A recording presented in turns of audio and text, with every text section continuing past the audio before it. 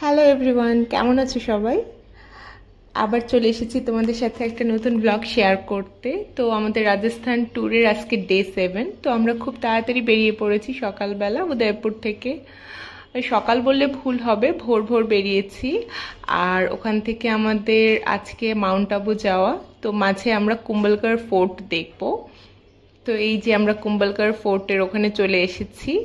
তো এখানে একটা পয়েন্ট অবধি কিন্তু বাস আসে, তারপর তোমাদের এই জিপগুলো করে যেতে হয়। এটা আসলে ওদের বিজনেস প্ল্যান। আর আমার অবস্থা দেখো, এত সকালে বেরিয়েছি, আমার এত ঠান্ডা লাগছিল, আর ঠান্ডায় আমার মুখ ফুলে গেছে, তোমরা দেখলেই হয়তো বুঝতে পারবে। আর এই যে আজকের ব্লগটা তোমাদের অনেক বেশি ভালো লাগবে, তো সবাই দেখতে থাকো, স্কিপ না করে পুরোটা। আর যারা যারা উদয়পুর ব্লগ দেখেছো, তোমরা এত লাইক করেছো, তো থ্যাংক ইউ সবাইকে। গ্রেট ওয়াল অফ চায়নার কথা তো তোমরা সবাই শুনেই থাকবে, but great wall of India সম্পর্কে শুনেছো? হ্যাঁ, শুনেছো নিশ্চয়ই, কারণ তোমরা যারা ইন্ডিয়ান তারা তো জানবেই। কুম্বলগড় ফোর্ট, এটা ওয়ার্ল্ডের সেকেন্ড লংগেস্ট কন্টিনিউয়াস ওয়াল, যেটা right after the great wall of China. এটা কিন্তু একটা ইউনেস্কোর ওয়ার্ল্ড হেরিটেজ সাইটও তোমরা বলতে পারো। তো রোডে আমাদের একবার এরকম গাড়িতে চেকিং হবে, তো তারপর আর কিছু ছিল না। এই ফোর্টটা 15th সেঞ্চুরিতে করা। এই যে পুরো আরাবালি হিল দিয়ে আর কি ঘেরা। আমাদের উদয়পুর থেকে এটা 80 কিলোমিটার দূরে, মোটামুটি আমাদের 2 থেকে 3 ঘন্টার মতো টাইম লেগেছিল আসতে। এখানে আসতে কিন্তু তোমাদের রাস্তায় 3টে গেট পড়বে। তো এখানে আসলে অনেকগুলো গেট আছে, এবং একটা গেট থেকে আরেকটা গেট কিন্তু দেখা যায় না। এটার এন্ট্রি টিকিট ছিল 40 রুপিস করে। তো মেবারের ক্যাপিটাল আসলে তো ছিল চিত্তরগড় ফোর্ট, তোমরা সেটা জানবেই। তো চিত্তরগড় ফোর্টকে আরও বেশি সেফ ফিল করানোর জন্য মেবারের যে আর কি মহারানা ছিলেন, মহারানা কুম্বা, উনি আরও 32 ফোর্টস বানিয়েছিলেন, এবং তার ভেতরেই একটা হলো এই কুম্বলগড় ফোর্ট। এই যে দেখতে পাবে, ঢুকতেই এই ম্যাপটা দেওয়া আছে, এখানে তোমরা পরেও কিছুটা জানতে পারবে। আর এটাকে কিন্তু অজয় দুর্গ বলা হয়, কারণ এই ফোর্টটা এখনো অবধি কেউ জয় করতে পারেনি। এটাতে অনেক মাল্টিপল টাইমস এটাতে অ্যাটাক হয়েছে, বাট এটা কিন্তু কেউ আসলে জয় করতে পারেনি। এটা বানাতে 15 বছর সময় লেগেছে। মহারানা 1443 থেকে 1458 অবধি এটার কাজ চলেছে। এর ভেতরে কিন্তু 360টার ওপরে মন্দির আছে, কারণ উনি ছিলেন শিব ভক্ত। আর এই যে আমাদের গাইড, যিনি অত্যন্ত সুন্দর করে আমাদের বোঝাচ্ছিলেন সব কিছু, ভীষণ ভালো লেগেছে ওনার কথা। আর এই পুরো কাভার যেটা করেছে, এটা কিন্তু 36 কিলোমিটার। এই যে ওয়াল তোমরা দেখতে পাচ্ছ যেটা, এটা কিন্তু 36 কিলোমিটার কাভার করা। এর ভেতরে 13টা পাহাড় পড়েছে। আর সবচেয়ে অদ্ভুত ব্যাপার, এটা কিন্তু এখনও ইনট্যাক্ট, কোথাও কোনো একটু ভাঙাও নেই। ফোর্টের বয়স প্রায় 600 বছর হতে চলল। আর আমরা যে আসলাম তখন আমাদের একটা কথা বারবার মনে হচ্ছিল, এত বড় একটা ফোর্ট তাহলে কেন দেখতে পাচ্ছি না। আসলে এটার ডিজাইনটা এতটাই অদ্ভুত করে সুন্দর করে করার, যে 500 মিটার ভিতরে থেকেও কিন্তু তোমরা এটা দেখতে পাবে না যে ভিতরে একটা ফোর্ট আছে। আসলে এটার যে আর্কিটেকচার যিনি করেছিলেন, মন্দন, উনি এই আরাবলি মাউন্টেনের ভেতরে এই কারণেই করেছিলেন যাতে এটা লুকানো অবস্থায় থাকে। তো এটার একটা আসলে হিস্ট্রি আছে, তো হিস্ট্রিটা সম্পর্কে তোমাদেরকে একটু বলি, তাহলে তোমাদের সুবিধা হবে। এই যে দেখতে পাচ্ছ, এই জায়গাটাতে আসলে নরবলি হয়েছিল।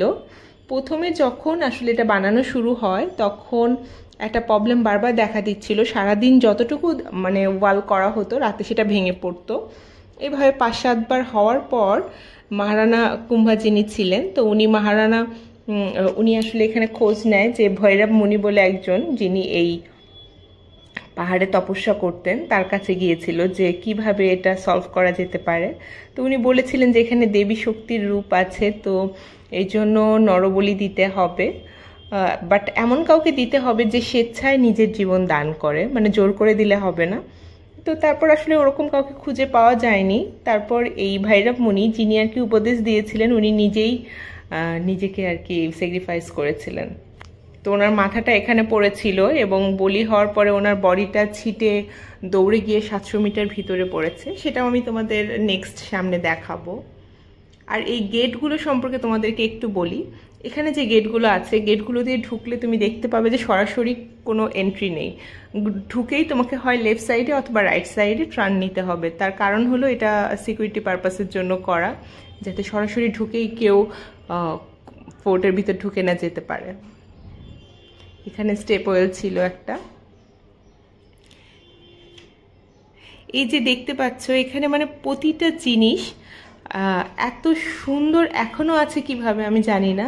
এটা কতটা বুদ্ধি দিয়ে আসলে বানাতে হয়েছে, গভীরভাবে চিন্তা করলে আসলে কোন লেভেলের প্ল্যানিং অ্যাডমিনিস্ট্রেশন দরকার এতটা সুন্দর একটা জিনিস বানানো, যেটা 15,000 লোক প্রতিদিন কাজ করত। এই 600 বছর আগে যেটা আর্কিটেক্ট তৈরি করা হয়েছিল, এতগুলো লেবারকে ম্যানেজ করা মোটেও কিন্তু কোনো সহজ ব্যাপার ছিল না, বাট ওনারা এটা পসিবল করেছে। আর এই যে প্লেসটা দেখতে পাচ্ছ, এটা মহারাণা প্রতাপের জন্মস্থান। তো এটাও সবাই দেখে এখানে। এখানে এই জায়গাটাতে মহারাণা প্রতাপের জন্ম হয়েছিল। তো মহারাণা কুম্ভা আর মহারাণা প্রতাপ সবারই কিন্তু মৃত্যু খুবই অদ্ভুতভাবে। একজনকে ওনার ছেলে মেরে ফেলেছে, আর মহারাণা প্রতাপ তো তোমরা জানোই উনি বাঘের কামড়ে মারা গিয়েছিলেন। এই যে দেখতে পাচ্ছ এই জায়গাটাতেই কিন্তু ওই ভৈরব মুনির বডিটা এসে পড়েছিল।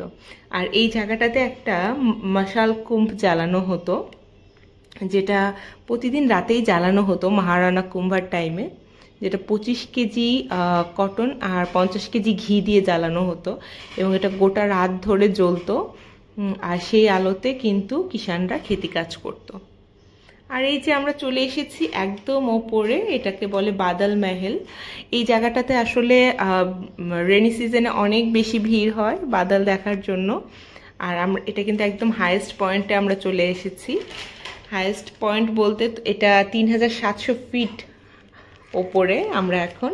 এই যে পিছনে দেখতে পাচ্ছ জঙ্গল, যেটা এটা কিন্তু ওয়াইল্ড লাইফ এখানে সাফারি হয়, মোটামুটি স্লট আছে 2 ঘন্টার মতো, 2 ঘন্টা করে। তো এখানে লেপার্ড, হায়না, ডিয়ার এগুলো কিন্তু তোমরা চাইলে দেখতে পারো।